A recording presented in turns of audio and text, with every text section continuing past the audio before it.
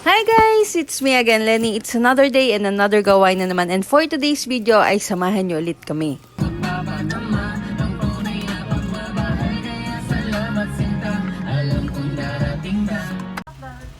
So mag-almusal muna kami.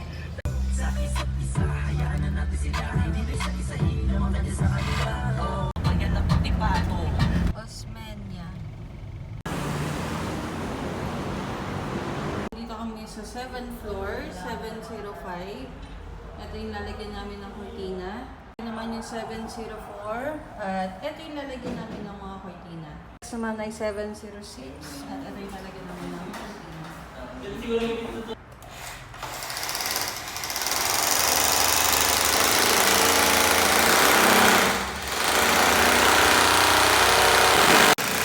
So, dito kami nag-start sa pinakamataas na floor.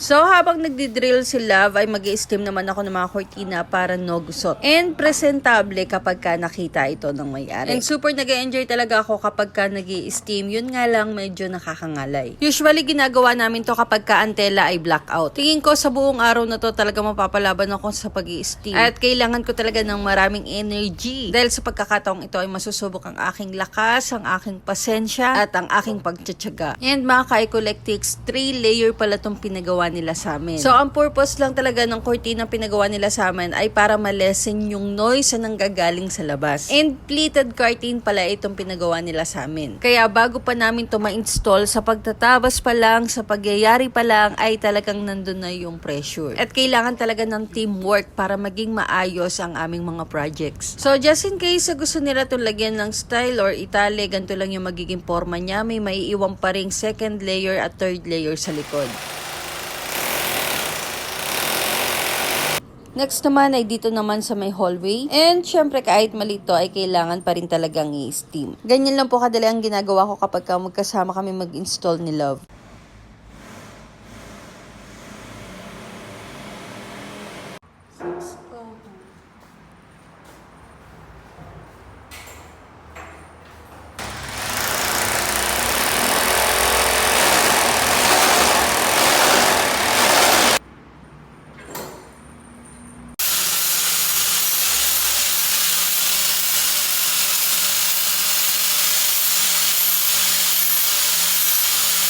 So, lahat ng mga curtain rod ay pinakinis nila para walang matalim. At lahat din ng yun ay pinunasan niya isa-isa. And ayan, ang hirap talaga ng maliit dahil sa room na to, kailangan ko pang gumamit ng tungtungan para lang maabot ko tong taas. And in fairness, nararamdaman ko na talaga ang ngalay sa mga oras na to. And silipin niyo po kung ano yung naging final touch sa room na to.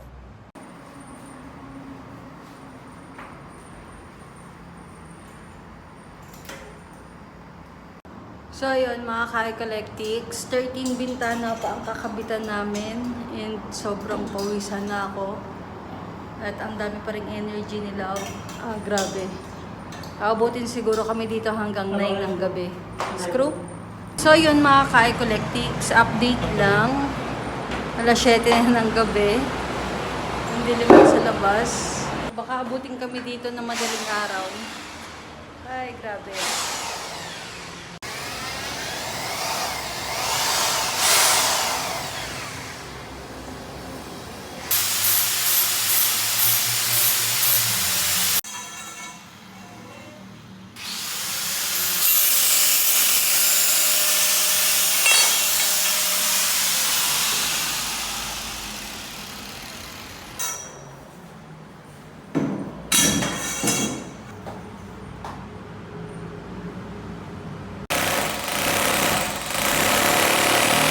Time check mga ka-Ecolectives, 8:30 na at nandito kami sa 7-Eleven. Dito na lang kami magdi-dinner.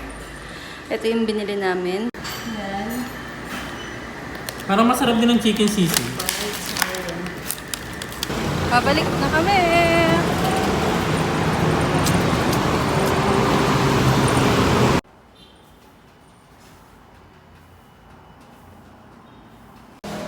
Time check, 9:30 na ng gabi at 6 pang bintana ang kakabitan namin. And sobrang maamos na kami, as in, nakakain na rin kami ng gabihan dun lang sa may 7-Eleven kasi yun na lang yung open na malapit dito.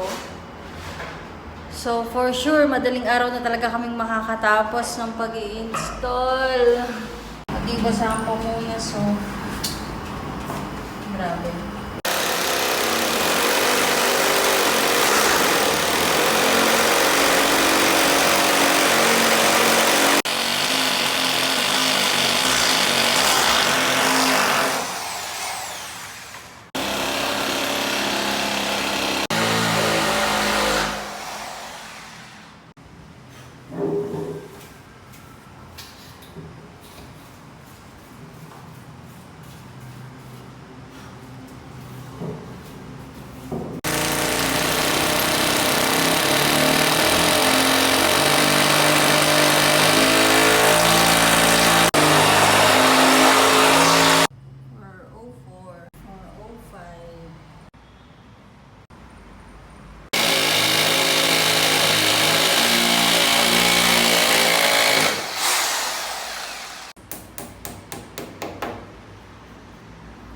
Last 3. Time check, alas 12 na ng gabi. Good day mga ka-Ecolectic. So hindi namin nakayang tapusin kagabi. Siguro mga bandang alauna, nag-rest muna kami. Tapos hindi namin namalaya, nakatulog na kami. And ngayon, time check, alas 6 na ng umaga. At mag-start na ulit kami mag-install. 3 bintana pa yung kakabitan namin. So, ganun talaga. Life, kailangang tapusin, dapat tapusin. Eh, medyo malayo to sa Osmeña, Maynila pa to. Kaya hindi kami pwede magpabalik-balik.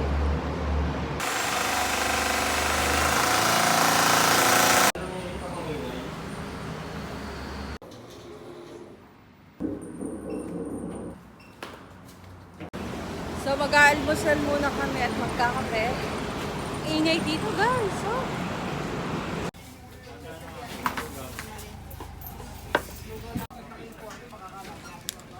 Unlimited ano pa dito?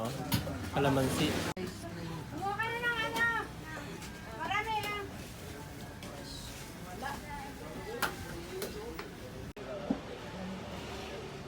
Last 2 mga ka-Ecolectic. So, ito yung huling kakabitan namin. At after nito ay tapos na kami.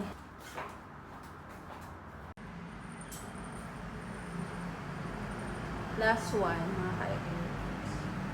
And finally ay nakaraos na rin kami. And silipin nyo po ang aming pinagpaguran.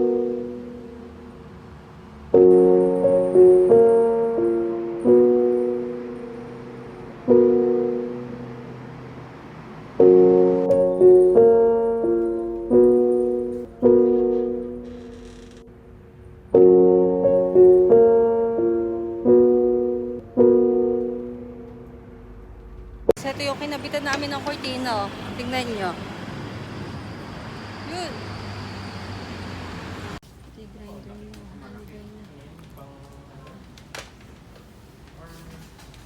So, andito kami sa Makita Shop. And finally, nakatapos na rin kami. And ayan, tingnan nyo. Ang tsura namin. Mukha na kaming dugyot.